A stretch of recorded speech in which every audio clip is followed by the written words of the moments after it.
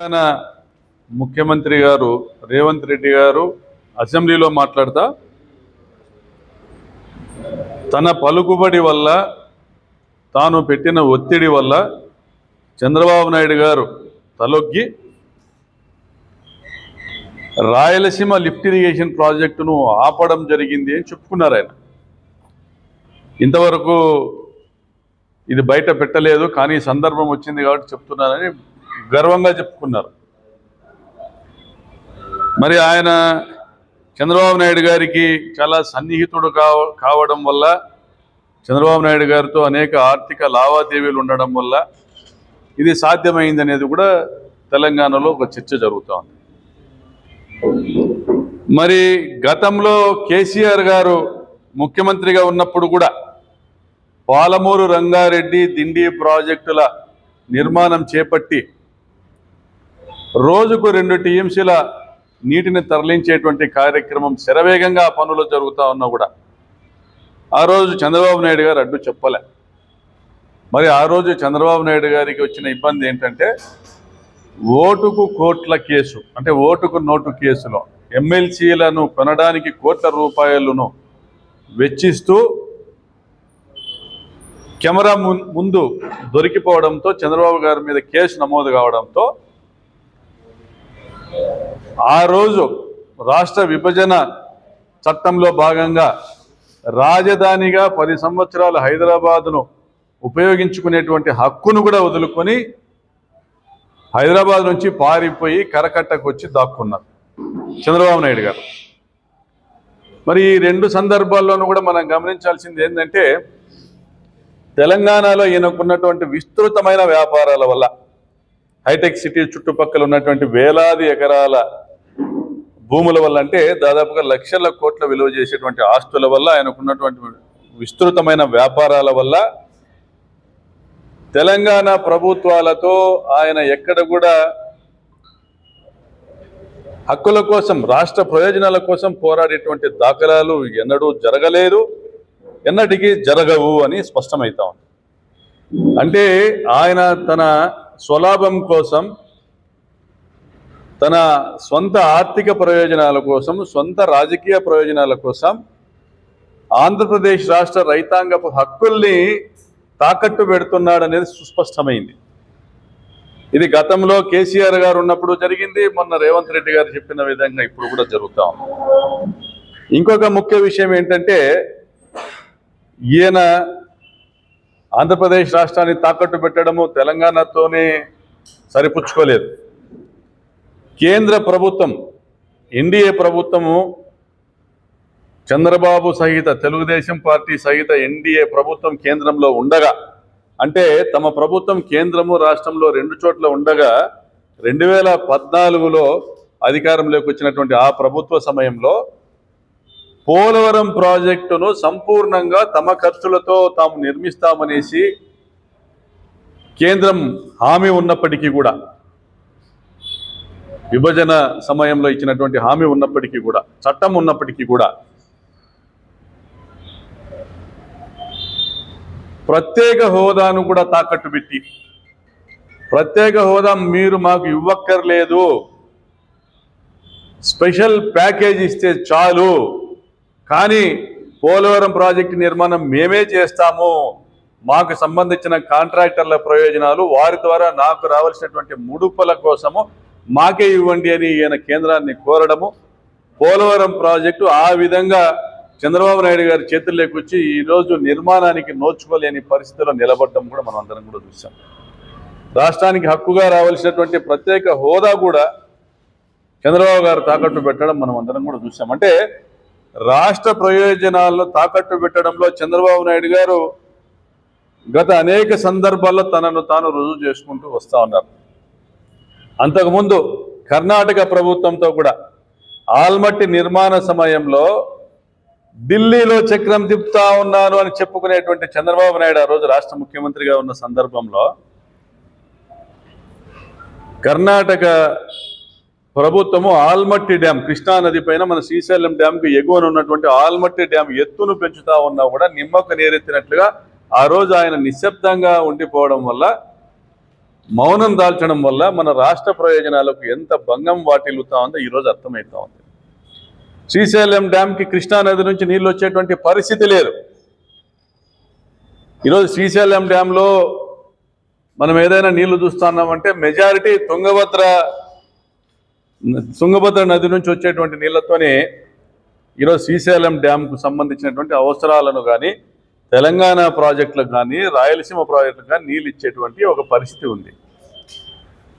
మరి తుంగభద్ర పరిస్థితి గమనిస్తే సంపూర్ణంగా దాదాపుగా 200 టీఎంసీల కెపాసిటీ ఉన్న తుంగభద్ర ప్రాజెక్టు టీబీ డ్యామ్ పూడిక వల్ల ఈరోజు కేవలం 100 టీఎంసీలకే పరిమితం కావడము, వర్షాలు పడేటువంటి రోజులు తగ్గిపోవడం వల్ల తుంగభద్ర నది నుంచి వచ్చేటువంటి జలాలు కూడా తగ్గిపోయినాయి. కానీ మనము కృష్ణానదిలోకి కలపాల్సినటువంటి నీళ్లు 32 టీఎంసీలు మాత్రమే తుంగభద్ర నదీ జలాలను. ఆ పైన ఉన్నటువంటి నీళ్లను, వచ్చేటువంటి నీళ్లను మనం వాడుకోవచ్చు, ప్రాజెక్టులు కట్టుకోవచ్చు. తుంగభద్ర డ్యాంకు దిగువన ఉన్నటువంటి అనంతపురం జిల్లాలో ఈరోజు హెచ్ఎల్సి కాలువ కావచ్చు, కర్నూలు జిల్లాకు వచ్చేటువంటి ఎల్ఎల్సి కాలువ కావచ్చు, ఇవన్నీ కూడా ఆ నీటికి నోచుకోవడం లేదు. పూడిక వల్ల నష్టపోతా ఉన్నాం, మనం సంపూర్ణంగా నీళ్ళు ఇచ్చుకోలేని పరిస్థితిలో ఉన్నాం. మరి అటువంటిప్పుడు సమాంతర కాలువ నిర్మాణం ద్వారా, రిజర్వాయర్ల నిర్మాణం ద్వారా పూడిక వల్ల మనం నష్టపోతున్న నీళ్లను మనము వినియోగించుకోవడము, మరి అదేవిధంగా 32 టీఎంసీలే కృష్ణాలో కలపాల్సిన అవసరం ఉండగా సంవత్సరానికి 100 నుంచి 200 టీఎంసీల నీళ్లు కృష్ణానదిలోకి కలవడం వల్ల మన హక్కులు కోల్పోతా ఉన్నాం. మరి ఆ నీళ్లను కూడా ఉపయోగించుకునేదానికి మనం ఆంధ్రప్రదేశ్ రాష్ట్రంలో ప్రతిపాదిత గుండ్రేవుల ప్రాజెక్టు నిర్మాణం చేసుకోవచ్చు. గుండ్రేవుల ప్రాజెక్టు నిర్మాణం చేసుకోవచ్చు. అదేవిధంగా అనంతపురం జిల్లాలో రిజర్వాయర్లు నిర్మాణం చేసుకోవచ్చు. మరి రాయదుర్గం ప్రాంతంలో కానీ,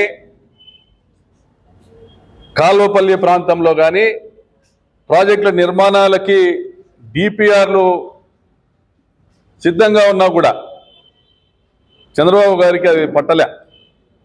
మరి అదేవిధంగా గత అనేక సంవత్సరాలుగా 21, 22 ఈ 3 సంవత్సరాల మినహా గత అనేక సంవత్సరాలుగా పోతిరెడ్డిపాడు నుంచి 100 టీఎంసీల నీళ్ళని తీసుకునేటువంటి హక్కు ఉన్నా కూడా ఏ సంవత్సరం కూడా మనం 30-40 టీఎంసీలకు మించి నీళ్ళని తీసుకోలేకపోతా ఉన్నాం. 20, 21, 22 సంవత్సరాలలో జగన్మోహన్ రెడ్డి గారు ముఖ్యమంత్రిగా ఉండగా వరుణదేవుడు దయ చూపడంతో, ఆయన కరుణించడంతో అత్యధిక వర్షపాతాలు ఎగువ ప్రాంతాల్లో నమోదయ్యి శ్రీశైలం డ్యాం నుంచి నీళ్లు దిగువకు పోయేటువంటి వరద నీళ్ల ద్వారా మనము ఆ 3 సంవత్సరాలు 20, 21, 22 ఆ 3 సంవత్సరాలు మాత్రము నిర్దేశిత 100 టీఎంసీల నీళ్లను పోతిరెడ్డిపాడు నుంచి తీసుకొని రాగలిగాం. చంద్రబాబు నాయుడు గారు ఎంత గొప్ప మానవతావాదం మన విషయంలో రాయలసీమ, గ్రేటర్ రాయలసీమ ప్రాంత రైతులు వినాల్సిన అవసరం ఉంది. ఆయన ఎంత గొప్ప రైతు పక్షపాతం మనం వినాల్సిన అవసరం ఉంది. చంద్రబాబు నాయుడు గారు గతం 2014-19 కాలంలో ముఖ్యమంత్రిగా ఉండగా దేవినేని ఉమా అనే ఒక వ్యక్తిని ఇరిగేషన్ మినిస్టర్గా చేశారు. ఎందుకు చేశారో తెలుసా? అంతకుముందు చంద్రబాబు నాయుడు గారి హయాంలో జియో 69 వచ్చింది. ఆ జియో 69 సారాంశం ఏంటంటే 800 అంటే శ్రీశైలం ప్రాజెక్ట్ యొక్క ఎంటీడీఎల్ మినిమం డ్రాడౌన్ లెవెల్ని, కనీసం నీటి నిల్వ ఉంచాల్సినటువంటి ఆ లెవెల్ని 830 అడుగులకు దాన్ని కట్టడి చేయడం జరిగింది. చంద్రబాబు నాయుడు గారు అంతకుముందు 854 అడుగులు ఉండింది. అంటే 881 అడుగులలో నీళ్లు ఉంటే తప్ప పోతిరెడ్డిపాడు సంపూర్ణమైన సామర్థ్యంతో 44,000 క్యూసెక్కుల నీళ్ళని తీసుకొని రాలేదు. అది తక్కువ వరద రోజులు ఉన్నటువంటి ఈ పరిస్థితుల్లో 881 అడుగుల నీటి నిల్వ సామర్థ్యంతో డ్యామ్ని మెయింటైన్ చేస్తే తప్ప, ఆ నీళ్ళని మెయింటైన్ చేస్తే తప్ప పోతిరెడ్డిపాడులో 44,000 క్యూసెక్కుల నీళ్ళు రావు. మరి ఇప్పుడు ఉన్నటువంటి 854 అడుగుల మినిమం డ్రాడౌన్ లెవెల్ నుంచి కూడా 10,000 నుంచి 15,000 క్యూసెక్కులు మించి నీళ్ళు తీసుకొని రాలేకపోతా ఉన్నాం. అటువంటిది దాన్ని తగ్గించి మరీ ఆయన 830 అడుగులకే పరిమితం చేయడమే జీవో 69. దాన్ని రాజశేఖర రెడ్డి గారు వచ్చినాక కరెక్ట్ చేస్తే, సరి చేస్తే దేవినేని ఉమ ప్రకాశం బ్యారేజ్ మీద ధర్నా చేశాడు. దాని ఫలితంగా 14 తర్వాత ఆయన ఇరిగేషన్ మినిస్టర్ చేశాడు. అంటే రాయలసీమ ప్రయోజనాలకు వ్యతిరేకంగా పోరాడే వాళ్ళని ఇరిగేషన్ మినిస్టర్ చేసినటువంటి చంద్రబాబు నాయుడు కేంద్రంలో తను చక్రం తిప్పుతున్నానని చెప్పుకునే రోజుల్లో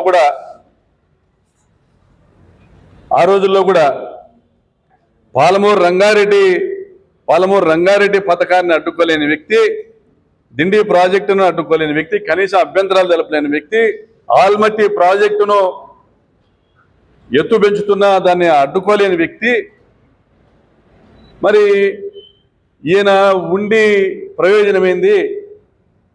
ఇట్లా వానికి ముఖ్యమంత్రి పదవి ఉంటేనే ఊడితేనేమి? ఇది నేను ఈరోజు అప్పీల్ చేస్తా ఉన్నా గ్రేటర్ రాయలసీమ ప్రాంత రైతాంగానికి. వరుణదేవుడు కరుణిస్తే తప్ప అనంతపురం జిల్లాలోనే రాయలసీమ ప్రాంతంలో వేరుశనగ పండదు. అది సహజమే, రాజశేఖర రెడ్డి గారు హంద్రిని కాలం తెచ్చేంత వరకు. మరి వరుణదేవుడు కరుణిస్తే తప్ప ప్రాజెక్టుల నిర్మాణం అయి ఉన్నా కూడా పోతిరెడ్డిపాడు నుంచి తాము పూర్తి సామర్థ్యంలో నీళ్లు తీసుకోలేని పరిస్థితిలో ఉన్నామన్న విషయాన్ని మన రైతాంగం గమనించాలి. ప్రత్యేకించి కడప, కర్నూలు, చిత్తూరు, నెల్లూరు, ఒంగోలు, అనంతపురం ప్రాంత రైతులు గమనించాల్సిన పరిస్థితి ఉంది. మరి ఇటువంటి పరిస్థితుల్లో చంద్రబాబు నాయుడు గారి చర్యల్ని సంపూర్ణంగా ఖండిస్తా ఉన్నాం. రేవంత్ రెడ్డితో కుమ్మక్కై రాయలసీమ లిఫ్ట్ ఇరిగేషన్ ప్రాజెక్టును ఆపడాన్ని సంపూర్ణంగా ఖండిస్తా ఉన్నాం. రాయలసీమ ప్రాంత నెల్లూరు, ఒంగోలు జిల్లా రైతులు అందరూ కూడా ఉద్యమించాల్సిన అవసరం వచ్చింది. ఈ ప్రాంతంలో ఉన్న తెలుగుదేశం పార్టీ శాసనసభ్యులు రాజీనామా చేయాలని డిమాండ్ చేస్తా ఉన్నాం. మరి ముఖ్యంగా ఈ సందర్భంగా తెలియజెప్పాల్సిన పరిస్థితి ఏంటంటే, పోతిరెడ్డిపాడు హెడ్ రెగ్యులేటర్ సామర్థ్యాన్ని 44,000 క్యూసెక్కులు పెంచిన రాజశేఖర రెడ్డి గారి ఆశయం నెరవేరాలన్నా, ఈ ప్రాంత ప్రయోజనాలు నెరవేరాలన్నా కూడా డ్యాంలో ఉన్నటువంటి సామర్థ్యము పూడిక వల్ల తగ్గిపోవడం వల్ల, మరియు తెలంగాణ విద్యుత్ అవసరాల కోసం 800 అడుగుల నుంచే 798 అడుగుల నుంచే నీళ్లను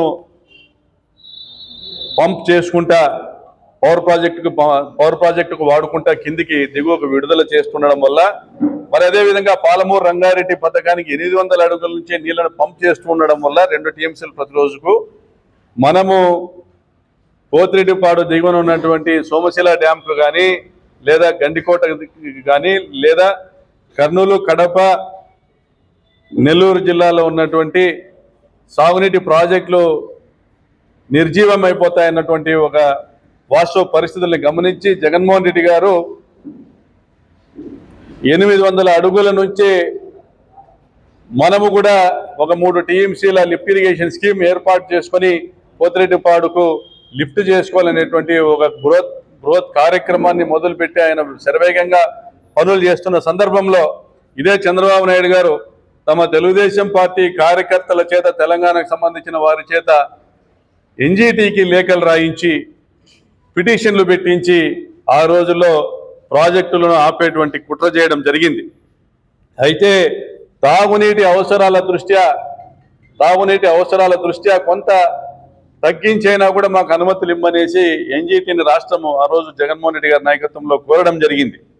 మరి మన దురదృష్టమో, మరి రేవంత్ రెడ్డి గారి అదృష్టమో, లేదా మరొకటో కానీ జగన్ గారు ఓడిపోవడము, మరి చంద్రబాబు నాయుడు గారు రావడము, మరి సంపూర్ణంగా ఎన్జీటీ దగ్గర కనీసం అప్పీల్ కూడా చేయకోకుండా ఈరోజు తెలంగాణ ప్రయోజనాలను, తెలంగాణలోని తన శిష్యుని ప్రయోజనాలను కాపాడుతా చంద్రబాబు నాయుడు గారు రాయలసీమ లిఫ్ట్ ఇరిగేషన్ స్కీమ్ని అటకెక్కించడాన్ని సంపూర్ణంగా అనంతపురం జిల్లా రైతాంగం తరఫున ఖండిస్తా ఉన్నాం. వైఎస్ఆర్ కాంగ్రెస్ పార్టీ దీన్ని ఖండిస్తూ ఉంది. మరి రాబోయే కాలంలోనైనా, ఇప్పుడైనా నువ్వు ఢిల్లీలో చక్రం తిప్పుతానో, తెలంగాణలో చక్రం తిప్పుతానో, నీ మిత్రులే కర్ణాటక, ఆంధ్రప్రదేశ్ రాష్ట్రాల్లో కూడా ముఖ్యమంత్రిగా ఉన్నారు. ఇప్పటికైనా కళ్ళు తెరచు చంద్రబాబు. అనంతపురం జిల్లా ప్రయోజనాలను నిజంగా నీకు కాపాడాలని ఉంటే నువ్వు ఎలాగూ హంద్రినీవా నుంచి నీళ్ళని చిత్తూరు వరకు తీసుకొని పోతా ఉన్నావు. కనీసం ఆ సోర్స్లో ఆ సోర్స్లో మనకు ఏదైనా సామర్థ్యం పెరగాలంటే తుంగభద్ర నుంచి సమాంతర కాలువ తీసుకొచ్చి అంద్రినివాకు లింక్ చేయాలని కోరుతా ఉన్నాం. అదేవిధంగా నువ్వు డిపిఆర్ చేపించినానని చెప్పుకుంటున్న గుండ్రేవుల ప్రాజెక్టును కూడా వెంటనే టేకప్ చేయాలి. అదేవిధంగా ఇప్పుడు కేంద్ర ప్రభుత్వము ఒక బ్రిడ్జిని నిర్మాణం చేస్తా, సమాంతర నేషనల్ హైవేని ఏర్పాటు చేస్తూ ఉంది హైదరాబాద్ నుంచి కర్నూలు జిల్లాకు. అది శ్రీశైలం డ్యాంకి ఎగువన ఒక బ్రిడ్జిని నిర్మాణం చేస్తూ ఉంది. అదే ప్రాంతంలోనే దాన్ని ఒక బ్రిడ్జ్ కమ్ బ్యారేజ్గా అలుగు నిర్మాణం చేస్తే, సిద్ధేశ్వరం అలుగు నిర్మాణం చేస్తే కనీసం ఈ పూడిక వల్ల జరుగుతున్న నష్టాన్ని కొంత నివారించవచ్చు. మనకు సిడబ్ల్యూసి ఇచ్చినటువంటి తీర్మానం ఉంది, ఏ డ్యామ్లలో అయినా పూడిక వల్ల సామర్థ్యం తగ్గిపోతే ఎగువన డ్యామ్లు నిర్మించుకోవచ్చు అనేసి. కాబట్టి మనం ఇప్పుడు 200 టీఎంసీల నీళ్లను కోల్పోతా ఉన్నాం. శ్రీశైలంలో పూడిక వల్ల కావచ్చు, అదేవిధంగా తుంగభద్రలో పూడిక వల్ల కావచ్చు. కాబట్టి ఆ మేరకు డ్యామ్ల నిర్మాణం జరగాలని డిమాండ్ చేస్తున్నాం. అదేవిధంగా శ్రీశైలం భద్రత దృష్ట్యా కూడా ఈ మధ్య అనేక మాధ్యమాల్లో చూస్తున్నాం, శ్రీశైలం డ్యామ్కు ఏర్పడినటువంటి భద్రత లోపాలను కూడా మనం గమనించాలా. ఆ భద్రత దృష్ట్యా కూడా మరి పూడికను తీయలేనటువంటి పరిస్థితి కూడా మనం గమనించాలి. కాబట్టి ఎగువన సిద్ధేశ్వరం అలుగు, గుండ్రేవుల ప్రాజెక్టు, సమాంతర కాలువ నిర్మాణం కూడా పూర్తి చేయాలా. మీరు చక్రం తిప్పుతా ఉన్నారు, కేంద్రంలోనూ కూడా పక్కనున్న రాష్ట్రాల్లోనూ మీరు ఆ చక్రం తిప్పుతా ఉండి తీసుకొచ్చిన 3 లక్షల కోట్ల అప్పులు కూడా సంవత్సరన్నర కాలంలో తీసుకొచ్చిన 3 లక్షల కోట్లు కూడా అమరావతిలో పెట్టి మా అందరి నడ్డి విరిచే బదులు మా మీద కూడా దయచేసి చంద్రబాబు నాయుడు గారు గ్రేటర్ రాయలసీమ ప్రాంతంలోని ఈ 6 జిల్లాల మీద కూడా దయ చూపి ఇరిగేషన్ ప్రాజెక్టులకు నిధులు కేటాయించి మేము కోరిన ఈ ప్రాజెక్టుల నిర్మాణం చేయవలసిందిగా విజ్ఞప్తి చేస్తూ, మరొకసారి ఈ చర్యలను చంద్రబాబు యొక్క మోసపూరితమైన విధానాల్ని, ఈ రాయలసీమ ప్రాంత ప్రయోజనాలకు వ్యతిరేకంగా పనిచేసేటువంటి కుట్రలను కూడా ఖండిస్తున్నాము.